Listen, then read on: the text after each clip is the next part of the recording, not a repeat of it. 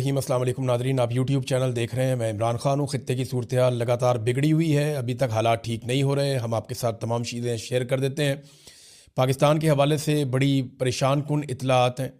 Iran के बाद सबसे बड़ा नुकसान पाकिस्तान में हुआ है, वो कैसे हुआ मैं पाकिस्तान की तफसीलात आपको बाद में बताता हूँ, लेकिन पहले ईरान और अमेरिका की लड़ाई के हवाले से इस वक्त तक की जो ताज़ा तरीन सूरत हाल है वो मैं आपके सामने रखने वाला हूँ। लड़ाई में बहुत सारे और ममालिक अब कूदना शुरू हो गए हैं, जिनमें सबसे पहले बरतानवी वज़ीर आज़म ने अमेरिका को अपनी मिलिट्री बेसिस ईरान पर हमलों के लिए इस्तेमाल करने की इजाज़त दे दी है। इससे पहले बरतानिया ने मना किया था, लेकिन क्योंकि अमेरिका के जो भी हथियार ईरान की रेंज में है, तो ईरान लगातार उनके ऊपर अटैक कर रहा है और शायद इस सूरत हाल का अंदाज़ा नहीं था अमेरिका को। तो अब बरतानवी बेसिस को इस्तेमाल करना चाहता है अमेरिका। उससे ज़रा फ़ायदा ये होगा कि कुछ बेसिस ईरान की रेंज से बाहर हैं।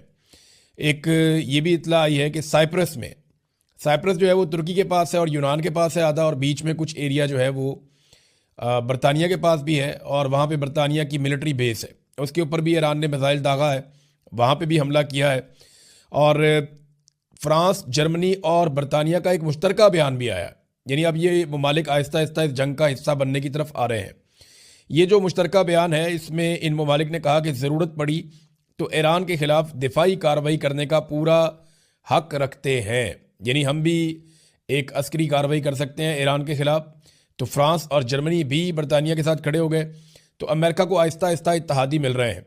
अब मिडल ईस्ट के अंदर जिन ममालिक पे ईरान ने जवाबी कार्रवाई की अमरीकी अड्डों पर, उन ममालिक ने भी इंदिया दिया है कि वो ईरान के ऊपर हमला कर सकते हैं और जवाबी कार्रवाई कर सकते हैं। तो ये मज़ीद ममालिक इसके अंदर कूदते जा रहे हैं। चाइना और रशिया वो भी सख्त बयानात दे रहे हैं, और उनकी जानिब से बड़ी क्लैरिटी के साथ ना सिर्फ अमेरिका की बल्कि इसराइल की मजम्मत की गई है, और ईरान के ऊपर हमलों को गैर कानूनी और बिला जवाज़ करार दिया गया है। बल्कि उन्होंने शदीद इन चीज़ों की मजम्मत की है और सुप्रीम लीडर आयतुल्ला खामनाई की शहादत के ऊपर ज़ोरदार तरीके से आवाज़ उठाई है। ख़ास तौर पर रशिया ने, लबनान से हिजबुल्लाह ने इसराइल के ऊपर मिसाइल दाग दिए हैं। देखें, हिजबुल्लाह जो है इसको ईरान ने हमेशा सपोर्ट किया है, और लबनान में हिजबुल्लाह की जड़ें हैं, और इसराइल को इस बात का पता था। इसराइल काफ़ी अरसे से लबनान के ऊपर बार बार अटैक करता है, लेकिन इस वक्त क्योंकि इसराइल खुद बहुत बुरी तरह हमलों की जद में है, तो लबनान की जानिब से हिजबुल्लाह ने इसराइल के ऊपर मिसाइल दागे हैं। अब तक की इतला के मुताबिक 6 मिसाइल आकर लगे हैं। ये सूरत हाल है जो बाकी ममालिक इसमें आहिस्ता आहिस्ता कूद रहे हैं, इसका हिस्सा बन रहे हैं। ईरान पर हमले बहुत शिद्दत से हो रहे हैं। दूसरी जानिब ईरान भी मिसाइलों की बारिश कर रहा है। अब कुछ मनाजिर ऐसे देखे हमने, जो लोग वीडियोस बना के ये दिखा रहे हैं कि ईरान ने इसराइल के ऊपर बाज़ टाइम पे ऐसा दिखाई दिया जैसे मिसाइलों की बारिश कर दी। बहुत ज़्यादा मिसाइल जाकर गिरे हैं, और जो कतर के अंदर अमरीकी बेसिस हैं वहाँ पे बहुत ज़्यादा ईरानी मिसाइल जाकर गिरे हैं। और कुछ मिसाइल अब वो ये बता रहे हैं कि पहले जो मिसाइल आ रहे थे उनकी रफ्तार और तरह थी, वो दिखाई भी दे रहे थे, लेकिन अब जो मिसाइल आ रहे हैं वो तो दिखाई भी नहीं देते, बहुत रफ्तार से आ रहे हैं। उनका सिर्फ धमाका सुनाई देता है और वो सिर्फ आवाज़ आती है उनकी। तो अब ईरान जो है वो हाइपरसोनिक या बहुत जदीद हथियार इस्तेमाल करना शुरू हो गया। ईरान के पास हथियार हैं कितने, इसके बारे में मैं आपको ये बताता हूँ, क्योंकि बहुत सारे लोग ये सवाल पूछ रहे हैं कि ईरान के पास कितने मिसाइल हैं और वो कितने दिनों तक इन मिसाइलों का इस्तेमाल कर सकता है। तो ये ज़ख़ीरे के बारे में ना कोई भी मुस्तनद इन्फॉर्मेशन नहीं है। अमेरिका और इसराइल के जो सोर्सेज हैं उनका अंदाज़ा है कि ईरान के पास 3 से 5 हज़ार मिसाइल हैं, और ये ऐसे मिसाइल हैं जो खौफनाक मिसाइल हैं। यानी अगर वो रोज़ाना भी 100-150 मिसाइल चलाए, 200 मिसाइल चलाए, तो तब भी वो 1 महीने तक ये लड़ाई लड़ सकता है। यानी 3000 से लेकर लगभग 5000 तक के मिसाइलों का एस्टीमेट है अमेरिका के पास और इसराइल के पास। जबकि ईरान का ये दावा है कि उनके पास बहुत बड़ी मिकदार में मिसाइल हैं। जो पुराने मिसाइल हैं ईरान के पास, जो वो हमेशा से इस्तेमाल करता चला है रवायती मिसाइल, वो तो उन्होंने बहुत सारे बनाए हुए हैं, लेकिन जो जदीद मिसाइल हैं उनकी गिनती थोड़ी है। लेकिन अमेरिका के और इसराइल के मुताबिक, और जो कुछ तखमीने आलमी सतह पे दिफाई इदारों ने और तंजीमों ने लगाए हुए हैं, या जो उन्होंने सोर्सेज से इंफॉर्मेशन इकट्ठी की है, उसमें वो अगर बहुत ज़्यादा भी हैं तो वो 5000 कहे जाते हैं। कुछ सोर्सेज ये भी कहते हैं कि 8000 तक हैं। तो ईरान काफ़ी देर तक ये लड़ाई कर सकता है। अगर वो इस लड़ाई को वक्फे के साथ करे तो वो काफ़ी नुकसान भी पहुंचा सकता है। अच्छा, क्या ईरान में रजीम तब्दील किया जा सकता है? देखें, ये सारा मामला हो तो इसलिए रहा है कि ईरान को दबाव में लिया जाए और ईरान को उन शराइत पे लाया जाए जिन शराइत के ऊपर अमेरिका और इसराइल राज़ी हो जाए और इसराइल के लिए ख़तरा हमेशा के लिए टल जाए या ख़त्म हो जाए, या अरब ममालिक भी अपने आप को ईरान से एक ऐसा मुल्क समझेंगे जिसको अब ईरान की तरफ से कोई ख़तरा नहीं है। हालांकि ईरान के मामलात अरबों के साथ कभी उतने बुरे उस तरह रहे नहीं, ज़्यादा उनका फड्डा जो है वो इसराइल के साथ ही रहा है। बहरहाल, क्या ईरान में रजीम तब्दील किया जा सकता है? तो अब तक जो सूरत दिखाई दे रही है उसमें डोनाल्ड ट्रंप बार बार अपील कर रहे हैं ईरान की आवाम से कि आप निकलें और निकल कर आप हुकूमत पे कंट्रोल करें। और डोनाल्ड ट्रंप बार बार अपील कर रहे हैं ईरानी फोर्सेस पे, धमकी भी लगाते हैं, अपील भी करते हैं कि जनाब आप हथियार फेंक दें और इस लड़ाई का हिस्सा ना बने और आप हुकूमत की बात ना सुने। इस किस्म के पैगामात जो हैं वो हैकर्स फैला भी रहे हैं और जो मुसाद है इसराइली एजेंसी वो बहुत ज़्यादा इसमें प्रोपेगेंडा करने में तेज़ है। वो वहाँ पे ईरान के अंदर भी प्रोपेगेंडा करवा रहे हैं, लेकिन इसके बावजूद जो बात साफ दिखाई देती है, ज़मीन पर उतरे बगैर ईरान में रजीम चेंज करना शायद मुमकिन नहीं होगा। आयतुल्लाह ख़ामनेई जो हैं वो, उनकी उम्र देखें ना, अब 86 साल उनकी उम्र थी। इस उम्र के अंदर वो शहीद हो गए। जितना उनकी ज़िंदगी ने फ़ायदा दिया ना ईरानियों को, उतना ही उनकी शहादत ने भी फ़ायदा दे दिया। यानी जो उन्हें इस बात का आइडिया था, अब कुछ लोग ये कह रहे हैं तज्ज़ियाकार के आयतुल्लाह ख़ामनेई खुद शहीद होना चाहते थे और उनकी ये ख्वाहिश थी कि उनको शहीद कर दिया जाए, क्योंकि वो ये जानते थे कि अगर उन्हें शहीद कर दिया गया तो उसके बाद ईरान में रजीम चेंज करना जो है वो बहुत मुश्किल हो जाएगा, क्योंकि आवाम की एक बहुत बड़ी वेव खड़ी हो जाएगी और एक बड़ी हमदर्दी मिल जाएगी आयतुल्लाह ख़ामनेई और उनके हमायतियों को। तो उसके बाद रजीम चेंज करना शायद मुमकिन नहीं रहेगा। तो अब यही सूरत हाल ईरान में देख रहे हैं, बहुत बड़े बड़े मुजाहरे हो रहे हैं, बहुत बड़ी तादाद में लोग यकजहती के लिए निकल रहे हैं, अमेरिका के ख़िलाफ़ निकल रहे हैं, इसराइल के ख़िलाफ़ निकल रहे हैं। तो ये चीज़ें नॉर्मली जंग के दिनों में ऐसे होती नहीं, लेकिन यहाँ पे हम होती हुई देख रहे हैं। तो वो जो ख्वाहिश थी एक आयतुल्लाह ख़ामनेई की कि उनकी मौत भी ईरान के काम आए, तो वो ऐसा लगता है कि वो काम आई है। तो ईरान में अगर रजीम तब्दील करना है तो ग्राउंड पे फोर्सेस को उतारना पड़ेगा और फिर एक लंबी लड़ाई के नतीजे में ही रजीम तब्दील हो सकता है। और अभी आप वैसे कुछ कह नहीं सकते, बहुत कंफर्म इत्तला आप नहीं दे सकते, क्योंकि ईरान के अंदर एक बागियों का या आप कह लें गद्दारों का भी एक बहुत बड़ा हुजूम है। बहुत सारे गद्दारों को पहले ही सज़ाए मौत दी गई है, बहुत सारे गद्दारों को ईरान में सज़ाएँ दी गई हैं। और ये भी अभी जो जिन लोगों ने ये इन्फॉर्मेशन दी है, जो जासूसी करते रहे हैं, वो भी ईरान के अंदर ही मौजूद है सारे लोग। तो ये आप कह नहीं सकते कुछ कि कल क्या हो जाएगा, लेकिन रजीम तब्दील करने के लिए ऐसा लगता है कि ज़मीन पे आना पड़ेगा। और यही सूरत हाल जो है वो अफ़गानिस्तान की भी है। अगर अफ़गानिस्तान के अंदर पाकिस्तान चाहता है कि रजीम तब्दील कर दिया जाए तो ग्राउंड फोर्सेस के वहाँ पे जाकर कंट्रोल करने तक ये नहीं हो सकेगा। देखिए ना, अमेरिकन ने जब अफ़गानिस्तान में रजीम तब्दील किया था 9/11 के बाद, तो वो तब तक नहीं हुआ था जब तक कि अमेरिकन फोर्सेस ग्राउंड पे नहीं उतर गई थी और फिर उन्होंने अपनी कठपुतली हुकूमत बनाई थी। अगर पाकिस्तान ये चाहता है कि अफ़गानिस्तान के अंदर हुकूमत तब्दील हो जाए तो वो खाली हवा से बम मार के या मिसाइल मार के आप नहीं कर सकते।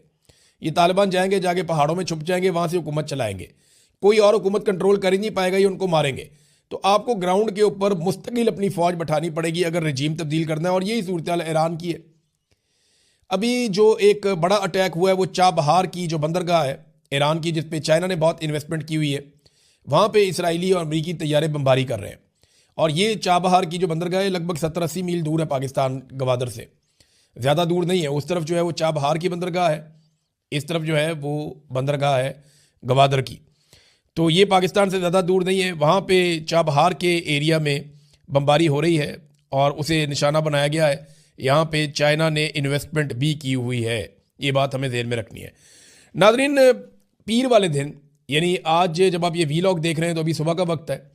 जब पाकिस्तान में शाम हो जाएगी तो अमेरिका में सुबह हो जाएगी और जो पीर का दिन होगा वहाँ पे स्टॉक मार्केट खुलेगी। तो तब पता चलेगा कि दुनिया का इसके ऊपर रद्द-ए-अमल क्या है और मालियाती तौर पे किसको कितना नुकसान होता है। देखें, ये जो स्टॉक मार्केट है ना, ये अमेरिका की स्टॉक मार्केट पूरी दुनिया के अंदर सबसे तगड़ी मार्केट है और वो बहुत सारी चीज़ों का फैसला करती है। तो ये ख्वाहिश थी अमेरिका की, इसराइल की, कि मंडे से पहले पहले सारा मामला निपटा लिया जाए, लेकिन ये मामला लिंगर ऑन हो रहा है और ईरान जो है वो लगातार बमबारी कर रहा है। उसके ड्रोन जाकर यूएई में, बहरीन में, कतर में और मुख्तलिफ ममालिक के अंदर, उर्दन में, इराक के अंदर उन्होंने बहुत बड़ा हमला किया अमेरिका के असला डिपो के ऊपर। फिर कुछ जगह पे जहाँ अमेरिका के बहरी बेड़े हैं वहाँ पे उन्होंने अटैक किया, नुकसान पहुँचाया, आग लगी है। तो ईरान लगातार हमले कर रहा है। देखना यह है कि पीर वाले दिन अमेरिकी मार्केट से किस किस्म का रद्द अमल आता है और दुनिया में पेट्रोल की प्राइसेस कहाँ जाती हैं। अगर तो पेट्रोलियम प्राइसेस बढ़ जाती हैं दुनिया में तो एक बहुत बड़ा प्रेशर जनरेट हो जाएगा। अमेरिका इस लड़ाई को जल्दी निपटाना चाहता है। डोनाल्ड ट्रंप की ख्वाहिश है जितनी जल्दी हो जाए ये मामला निमट जाए और रिजीम चेंज ऑपरेशन अगर वो मुकम्मल कर सके या जो भी अहदाफ उन्होंने और हासिल करने हैं वो कर लें। लेकिन ईरान इसको लंबा खींचता हुआ दिखाई दे रहा है। ईरान के लिए चैलेंजेस बहुत ज़्यादा हैं, लेकिन क्योंकि अब वो ऐसी सिचुएशन में आ गए हैं कि अगर हम डूब रहे हैं तो हम आपको भी लेकर डूबेंगे।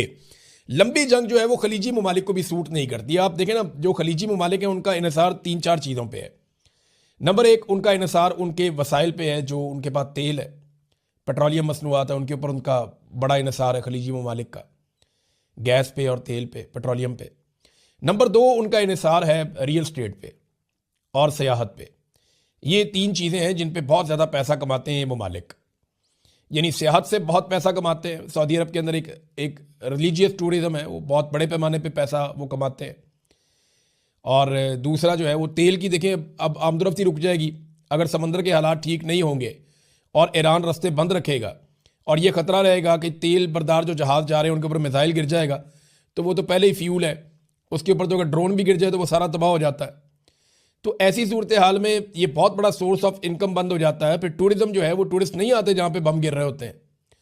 और तीसरा उनका रियल स्टेट का बिजनेस है, यानी वो जो बहुत बड़े बड़े प्लाजे, बिल्डिंग और ये एक मुकाबला चल रहा है, ये बहुत बड़ा बिजनेस है यहाँ ये खलीजी ममालिक में।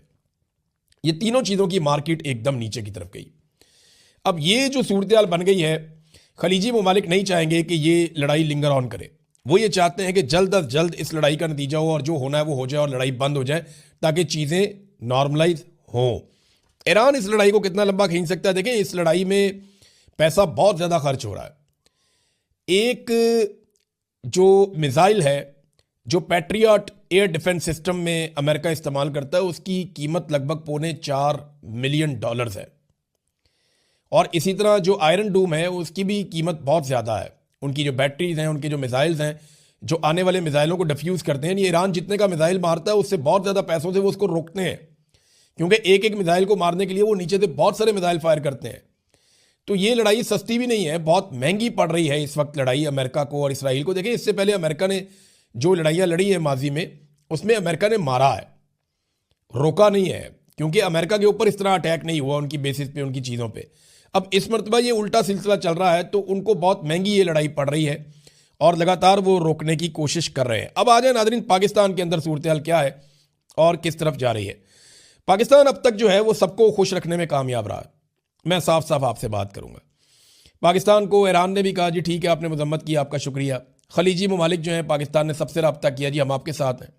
अमेरिका जो है उसको पाकिस्तान ने बिल्कुल उसकी मजम्मत नहीं की। इसराइल को भी कोई पाकिस्तान से कोई बहुत बड़ा प्रॉब्लम नहीं हुआ। तो पाकिस्तान ने एक तरह से सबको ही राज़ी रखा है, लेकिन पाकिस्तान की आवाम को राज़ी नहीं रख सके। पाकिस्तान की आवाम को यह लगता है कि उनकी तर्जुमानी नहीं की पाकिस्तान की हुकूमत ने, और इसका जो है एक पॉलिटिकल खमियाजा तो भुगतना पड़ेगा। सियासी नुक्ता नज़र से इस हुकूमत को बहुत मार पड़ेगी जब भी कभी ये इलेक्शन में जाएंगे, और ये सारी चीज़ें लोग भूलेंगे नहीं, लोग इन चीज़ों को याद रखेंगे। कुछ आम फैसले जो हुकूमत ने किए हैं, मैं साफ साफ आपको बता देता हूँ। नंबर 1 तो ये है कि ये बोर्ड ऑफ पीस को नहीं छोड़ेंगे, उसके अंदर शामिल रहेंगे। ये अनाउंस नहीं करेंगे इन फैसलों को, लेकिन सोर्सेज ये कह रहे हैं कि ये कभी भी बोर्ड ऑफ पीस को नहीं छोड़ेंगे, ये बोर्ड ऑफ पीस में शामिल रहेंगे और डोनाल्ड ट्रंप के साथ चलेंगे। और डोनाल्ड ट्रंप को जो अमन का नोबेल इनाम इन्होंने नामजद किया है डोनाल्ड ट्रंप को, वो नामजदगी भी वापस नहीं लेंगे, ये भी फैसला इन्होंने किया। और तीसरा, जो अमरीकी सफारत खानों की तरफ अगर कोई पाकिस्तानी बढ़ेंगे तो उनको ये निशाने इबरत बनाएंगे। ये अब फैसला कर लिया गया है कि अमरीकी सफारत खानों की तरफ किसी को नहीं जाने दिया जाएगा। ईरान के बाद दुनिया में सबसे ज़्यादा जो नुकसान हुआ है जानी, वो पाकिस्तान में हुआ है, यानी वो इराक में नहीं हुआ, बाकी मुल्कों में नहीं हुआ। हत्ता कि इसराइली शहरी जंग लड़ रहे हैं वो इतने नहीं मारे गए जितने पाकिस्तानी शहीद हो गए। हुआ ये कि एतवार के दिन जब लोग मुजाहरों के लिए निकले तो बहुत अजीब चीज़ें अब रिपोर्ट हो रही हैं। मुजाहिरीन और ऐनी शाहिदीन बता रहे हैं, कुछ वीडियोज़ और तस्वीर भी आ चुकी है, चाहे वो कराची के मुजाहरे हों, चाहे वो गिलगित बल्तिस्तान के हों, स्कर्दू वाले हों, चाहे वो मुजाहरे इस्लामाबाद के हों, चाहे वो मुजाहरे लाहौर के हों। तमाम मुजाहिरीन ने बताया कि हम सारे पुरअमन थे, अचानक से कहीं से कुछ लोग आते हैं, नकाब पोश किस्म के लोग। बल्कि कराची में तो वो बुलेट प्रूफ जैकेट उसने पहनी हुई है अपनी शर्ट के नीचे, और उसके जूते देखकर लगता है जैसे कोई फोर्सेस का आदमी है, ट्रेंड आदमी है, यानी मेरा मतलब है।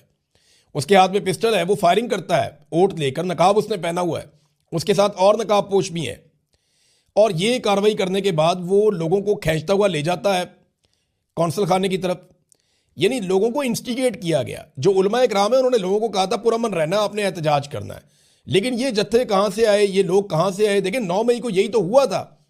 पाकिस्तान तहरीक इंसाफ की लीडरशिप बार बार ये कहती रही हम तो जाना ही नहीं चाहते थे कोर कमांडर हाउस के अंदर। वो तो चंद नकाबपोश आए, वो लोगों को गाइड करते थे, आओ चले, आओ आगे बढ़ो, तुम गैरत खाओ, तुम इधर चलो। वो कार्रवाई डाल के निकल गए। बाद में लोग वहां पे, अब अवाम तो जज्बाती होती है, आप उसको जिस तरफ ले जाते हैं वो चल पड़ती है। यही काम गिलगित बल्तिस्तान में हुआ। लोगों ने बाकायदा बताया कि उन्होंने ऐसे लोग देखे जिन्हें वो नहीं जानते, और उन्होंने ये कार्रवाइयां डाली, उन्हें पकड़ने की कोशिश की गई, लेकिन दूसरे नकाबपोश लोग उनको छुड़ाकर ले गए। अब ये नामालूम अफराद कौन हैं जिन्होंने हालात खराब करने की कोशिश की, और वजह क्या थी? पाकिस्तान में डिफरेंट इतलात आ रही हैं। सबसे कम जो इतला आई है, 30 अफराद जाँ बहक हुए हैं इन वाकयात में, यानी 30 लोग शहीद हो गए जो एहतजाज करने के लिए निकले थे। आयतुल्लाह खामनी की शहादत के बाद जो लोग एहतजाज करने के लिए निकले उनमें 30 लोग कम से कम, और जो ज़्यादा इतलात आ रही हैं 40 तक लोग बताए जा रहे हैं कि जो शहीद हो गए हैं पूरे पाकिस्तान में। इस्लामाबाद में भी इसी तरह वाक़या हुआ, लाहौर में भी ऐसे ही हुआ, कराची में भी ऐसे ही हुआ, और गिलगित बल्तिस्तान में भी ऐसे ही हुआ, और पेशावर के अंदर जो है वहाँ पे भी आंसू गैस की शेलिंग और पुलिस को कंट्रोल करने के लिए सब कुछ करना पड़ा। अब ये लोग सहाफ़ी जो हैं उनसे बात हुई, वो कहते हैं हम भी हैरान हैं। यानी हमेशा जब भी कोई ये कॉन्सुलेट की तरफ बढ़ता है तो पहले कंटेनर लगा देती है पुलिस 3-4 बैरियर्स बना देती है, आगे खड़ी हो जाती है, आंसू गैस की शेलिंग वेलिंग करते हैं, लोगों को रोक लेते हैं, कभी कॉन्सुलेट तक जाने नहीं देते। लेकिन वो कहते हैं हम हैरान रह गए कि इस मरतबा हुआ क्या पुलिस को। सबको पता था कि लोग निकलेंगे और कॉन्सुलेट की जानिब बढ़ेंगे, लेकिन किसी किस्म का कोई इंतजाम नहीं किया गया। पहले चंद लोगों ने आकर नामालूम अफराद ने लोगों को इश्तियाल दिलाया, और उसके बाद गोलियां चला दी गई, और यही हर जगह पे हुआ है। अब ये जो 40 बंदा मारा गया है, क्या पैगाम किसको दिया जा रहा है? यानी कुछ लोग ये कह रहे हैं कि शायद पाकिस्तान बार बार अमेरिका को ये बताना चाहता है कि देखें हम अपनी आवाम को भी मारने के लिए तैयार हैं, आपके साथ खड़े होने के लिए, देखिए हमारे ऊपर कितना दबाव है। और यही मामला हुआ था जब तहरीक लब्बैक के लोगों को गोली मारी गई थी मुरीदके में। मेरी तहरीक लब्बैक के लोगों से जब बात हुई थी ना, तो वो मेरे पर रिकॉर्डेड कॉल पड़ी हुई थी। वो ये कह रहे थे कि हमें ट्रैप कर लिया गया, हमें बाकायदा बताया कुछ और गया, हमें निकाला कुछ और करके गया, और यहाँ पहुँचा के हमें ट्रैप कर लिया गया। अब ये हमारा कत्लेआम कर रहे हैं, हमें मार देंगे। हम बात करना चाहते हैं, हमारे साथ बात ही कोई नहीं कर रहा। हम आवाज़ें दे रहे हैं, हम कह रहे हैं हमारी बात सुनो, हमारी बात कोई नहीं सुन रहा है, हम पे गोलियां चला रहे हैं। और फिर ट्रैप करके उनको मारा गया बकौल उनके।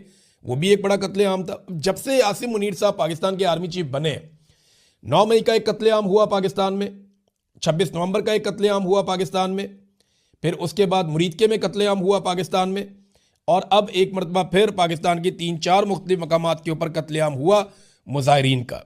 ये हमने माजी में कभी ऐसे नहीं देखा था। अच्छा नाज़रीन, एक और ख़बर भी आ रही है कि जियो और ARY वगैरह को हैक कर लिया गया और उसके ऊपर कोई पैगाम चला दिया गया। तो मैं सादी एक बात आपको बताता हूँ कि जियो और ARY हैक हो गए थे रिजीम चेंज ऑपरेशन के फ़ौरन बाद। इन्हें कंट्रोल कर लिया गया था, और ये तब से लेकर अब तक हैक नहीं है, कंट्रोल्ड ही है। अब ये जो मर्ज़ी कर लें, जैसी मर्ज़ी बात करें, इससे इनकी क्रेडिबिलिटी वापस नहीं आएगी। ये अपनी क्रेडिबिलिटी लूज़ कर चुके हैं। इन्होंने झूठ बोल बोल के अवामी राय कभी बताई ही नहीं, अवामी इश्यूज़ के ऊपर कभी बात ही नहीं की। बड़ा लंबा अरसा हो गया, जो इन्हें मिलिट्री एस्टेब्लिशमेंट कहती है ये वही करते हैं। तो बड़े लंबे अरसे से हैक हो चुके हैं। तो ये अब एक कहानी सुनाई जा रही है, पता नहीं इसमें कितनी हकीकत है। बहरहाल अगर हैक हुए हैं तो ये तो बहुत पहले से हो गए। अब तक के लिए इतने, अपना ख्याल रखिएगा, अपने इस चैनल का भी। अल्लाह।